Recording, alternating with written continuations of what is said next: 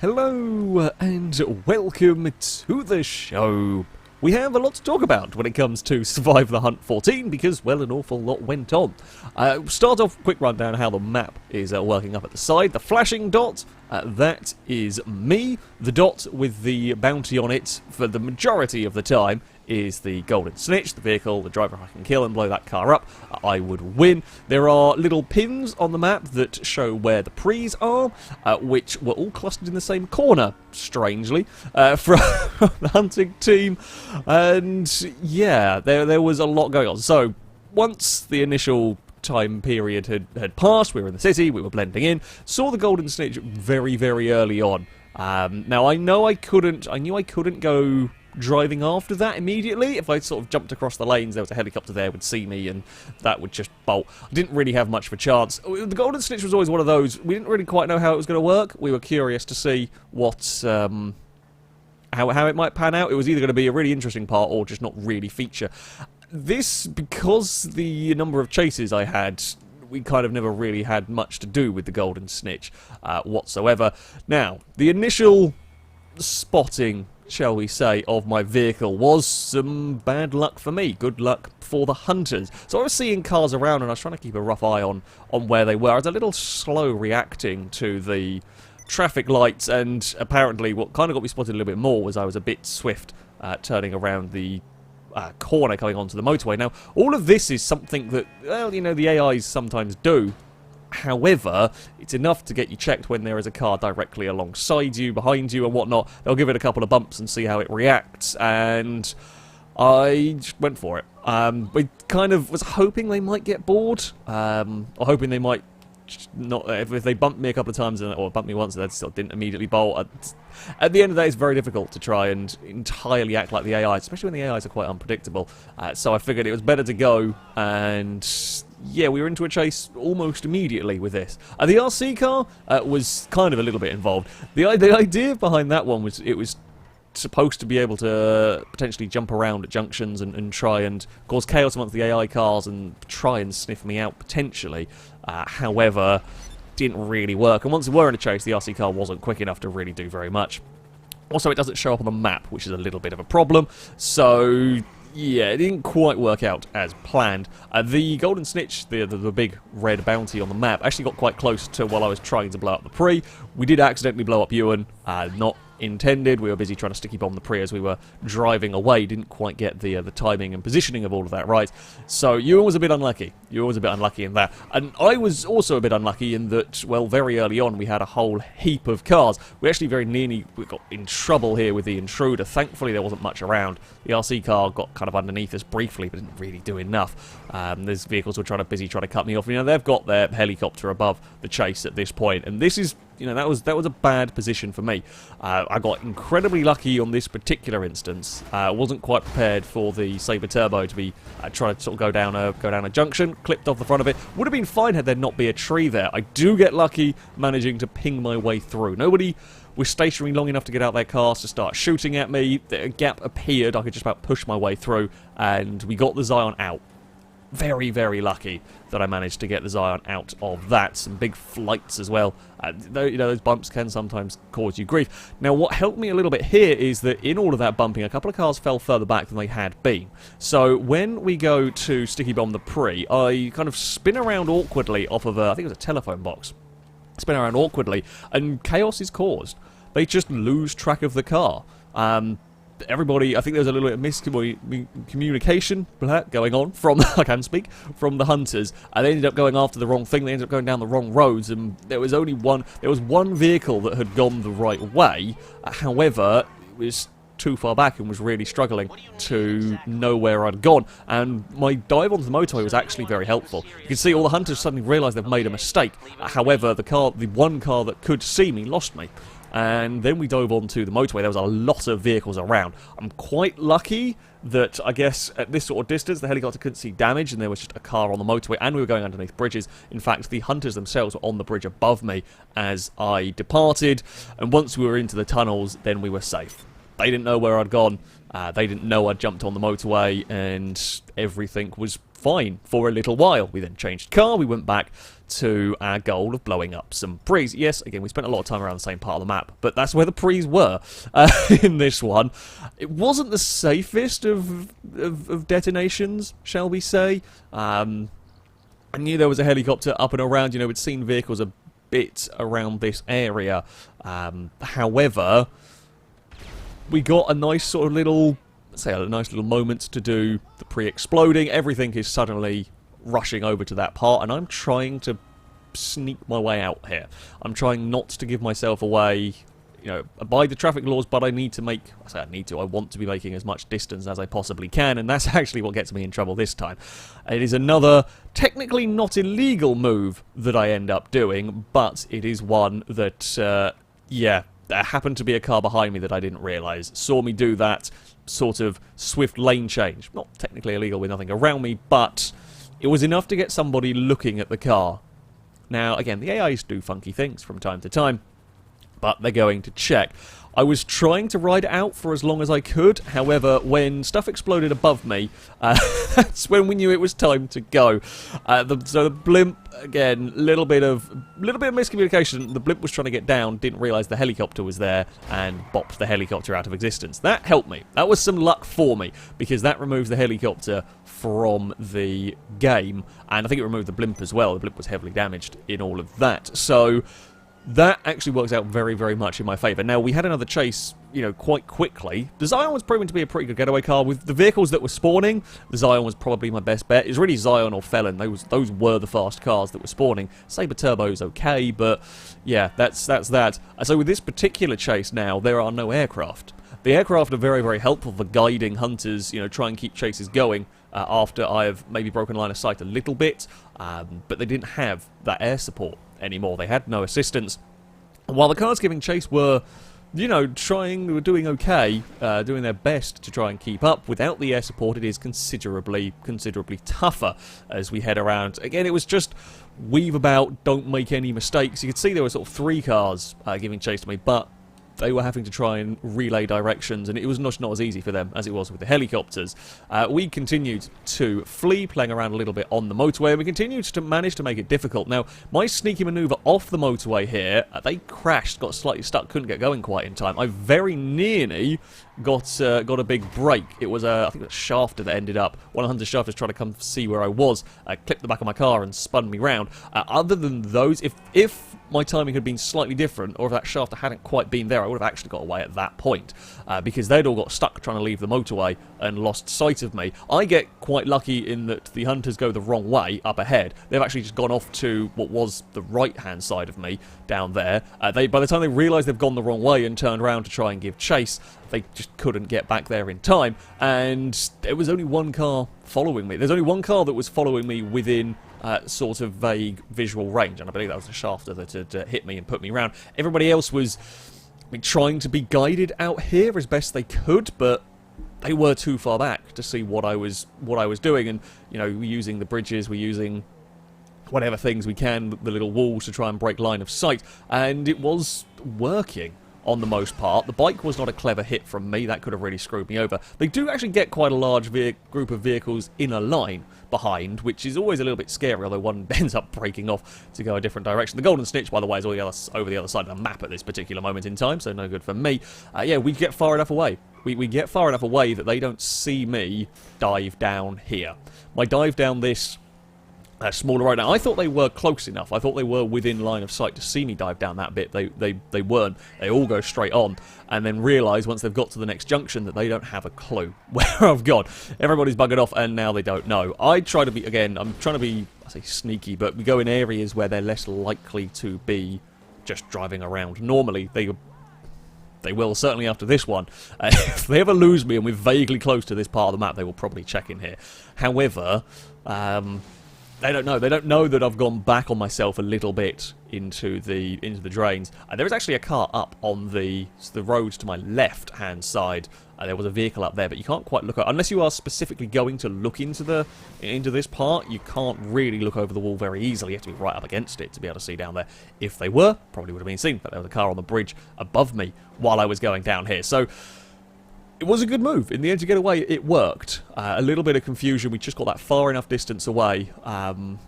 I think the thing I learned a little bit more with this chase is that careful double backing on yourself, doubling back on yourself, that's the one we want, can be quite helpful, because the hunters know that I don't want to. It's always dangerous, because if you end up going back the way you've come, you could just run into that line of cars. But if you're a little bit sneaky about it and kind of use slightly alternate methods, you know, whether it be a road that's underneath a bunch of bridges, whether it be in this case we're doubling back to go onto the into the drain, it can be used to your advantage. Now, I get very lucky. The hunters were also very lucky to be right in the correct place here. If it had been 5 seconds earlier, me climbing out here, this would be a different story. The Penumbra, you know, it's just heading back towards the city, having lost me, is at the junction. Had no idea I was here. We managed to be sneaky, and a little bit of third-person camera help going on here, but admittedly so do the hunters have that when they're driving around. So, you know, all is fair in Survive the Hunt. It was just prattling around the junction. I'm busy watching. I know if anything's like coming from the other directions, I'm in trouble, but I can't really move from there. It was then a quick moment of grab a car. There were hunters in the vicinity. I say in the vicinity. They weren't immensely close, but there were vehicles around, which was, I mean, uncomfortable, really, for me here. However, once we've got in a car, I'm fine. Actually, by the time we get in the car, the hunters have all now traversed to different places. The hunters have all ended up in some different areas. That was close. You know, it was close. It was in the end quite well worked, but we did manage to get out of this one here without too much trouble. Now they do end up. I'm not quite sure who spotted my car in the storm drain, but somebody saw where I abandoned it. Somebody did spot the car, and then everything kind of. They know roughly where I was. I think perhaps it might have been the black car there that drove past. They know that I was around this area. You see everything descend. Now, what I didn't realise at the time is that the golden snitch, so the red bounty that's not the flashing one, is actually about one set of lights behind me here. They had a couple of the hunting vehicles around them at this particular moment in time. But yeah, I didn't see because the truck was kind of technically blocking my line of sight, and at this moment I had bigger concerns other than what was going on. Yeah, we got to within basically a set of lights. Admittedly, I wouldn't have been able to do anything about them. I could have got out of the car and tried to shoot them, but considering the heat we had in that area, I wouldn't have done either way. It just wasn't worth it. But yeah, they got mighty close on a couple of occasions. Everything was going fine with the felon once we had, you know, gone back to blending in, and then we came across some more, I say, bad timing. Now, we've seen previous Survive the Hunts where the hunters, just wanting a new car, have tried to carjack me, which is quite funny. It's just one of those coincidences that can happen over the course of the game. I was relatively safe up on this road, however, it wasn't going to last. So what occurred in this one, while we were busy minding our own business, so we're busy just driving along, following the rules, the hunters are sorting out some cars up ahead, and as we go through, the Penumbra notices that the driver looks vaguely like me. He calls across the other hunter that's driving the F620, and they both go, yeah, it looks vaguely like Alex, although they thought I was wearing different clothes. They were actually going to leave me alone in this. What they didn't realise is one of the other guys had got out of the car further up the road, and he got out of the car accidentally holding a machine gun, but I just saw someone getting out of a car holding a gun. I run. You know, I'm not going to sit around with that particular one, because I don't know whether they were going to be able to do anything. So yeah, I run. We get in trouble here. This was very lucky moment number 2. They ping some shots my way, and they very nearly killed me. Apparently, those that were shooting said I had a slither of health left going on in that one. One of the bullets pinged off the wheel arch, but nothing amazingly got the tyres. And because everyone had jumped out of the cars to try and shoot at me, by the time they got back into the cars, I'd already got quite a long way away, and they were struggling to see where I'd gone. In fact, they didn't know at all where I'd gone. They assumed I'd gone up vaguely towards this direction. If I'd kept going straight, they actually wouldn't have known where the hell I'd gone. I happened to weave myself almost into some trouble along here, because I expected them to be closer. I didn't realise how much of a head start I had got, but yeah, they'd all got out of their cars, they'd all started shooting, and they just completely lost line of sight on me. They'd completely messed it up, and by now they were all wandering around, having no clue where I was. The thing is, they knew the part of the city they'd lost me, and they knew the direction I'd roughly been heading. Them knowing that I was going to be needing to swap cars, the hills was a good bet. I might have gone up there. It's difficult to follow me up here, so they did start searching them. Fairly logical conclusion, really. Again, if I'd gone down towards the docks, this would have been lovely. Unfortunately for me, I didn't. But I wasn't to know that they were far enough back that I could have actually got away with just running straight. How did I get spotted in the G-Wagon? Well, that was quite unfortunate for me in this one. Apparently, the driver of the F620 that's about to come around the corner here happened to, as going around, the camera is just the right angle to notice the driver of the G-Wagon. And the problem for me was, once they noticed the driver, I hadn't had time. We were too busy trying to change cars and get going. I hadn't had time to sort of change clothes, or I hadn't gone to the hairdressers or something before starting this, and they just recognised the character. The G-Wagon also doesn't help because, well, it's quite glassy. There's quite a lot of visibility in terms of being able to see the driver when you're looking through the windows, and if the GTA camera happens to, if you're spinning the camera around and you happen to just get it at the right angle to notice the driver of a car, I was going to be in trouble. Again, if that car had made the corner 10 seconds earlier, maybe even less than that, if that car had made the corner before I got there, I probably would have snuck out the hills, no problem at all. However, I didn't. And then we're stuck with the G-Wagon, trying to run away, which wasn't ideal. You know, it's got an okay amount of top speed. It's not the single worst car that I could have had, but it isn't particularly fast. The only advantage I had was being able to, well, dictate where I was going, because I didn't have straight line speed and I didn't have grip on them. I couldn't take slow corners because the car doesn't have the speed, it doesn't have the acceleration. It was all about trying to keep the momentum up as best we could and not run on too long a straight. Either way, through a bit of sheer luck, a bit of bouncing around off-road, a little bit of confusion, so on, we surprisingly managed to get vaguely out of line of sight. We actually again came very, very close to the Golden Snitch. That was off to our right. At this point, I'm not really thinking about that one. We're thinking about survival. And in the messing around, I think one of them hit a tree, and we got far enough away. Again, we get very lucky through this little section here, this little change of direction. We're basically a building apart from somebody who, of course, can't see the G-Wagon from the other side. And my getting lost is actually a bit of what saved me here. So I drive down in towards a dead end, and I'm glad I didn't go right, because there were a bunch of cars over that way, or along that way. Me driving here, which is a stupid place to put a G-Wagon in quite a horrific area, is kind of what saved me, because nobody expected me to be out there. And as they all spread out now to go back searching, I also get unbelievably lucky that they just weren't looking up this road. They were looking in different directions to where I was, which gave me time to jump out of the car, jump out of the G-Wagon, and get into a Zion. And once I was back into this at this time of day, things were okay for me. Like, once we got back in this car, I knew that things were mostly going to be alright. I could ride out a chase for an hour, possibly. It's always a risk, and we did cut it a little bit fine later on. I was then, in the time I had left, knew I had to shift, and this is the reason why I was now driving quite quickly. I could have gone back to blending in now, they would never have found me. However, I wanted to try and blow up at least one more pre, which is why I was blasting across the city, knowing if that they did see the Zion, it would, I say if they did see the Zion, they wouldn't be able to get enough cars around me, hopefully, to be able to do anything about it, and thus we blew up a pre, and just kind of kept on the move. It happened to be that a police car, one of the hunters with a police car, was up by this area by the time we blew the pre up, but yeah, the G-Wagon getting stuck around a building confused everybody, and we managed to get far enough away. It was a hell of a hunt.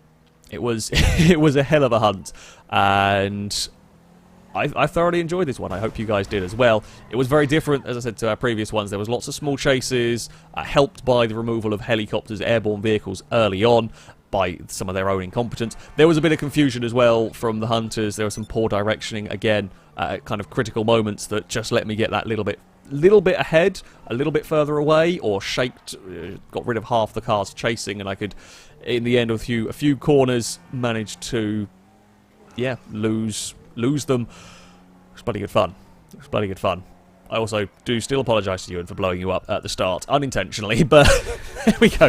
The drive-by Prius exploding is a dangerous game, for sure. That, though, is going to be it for this video. Thank you all very much for watching, and until next time, a goodbye.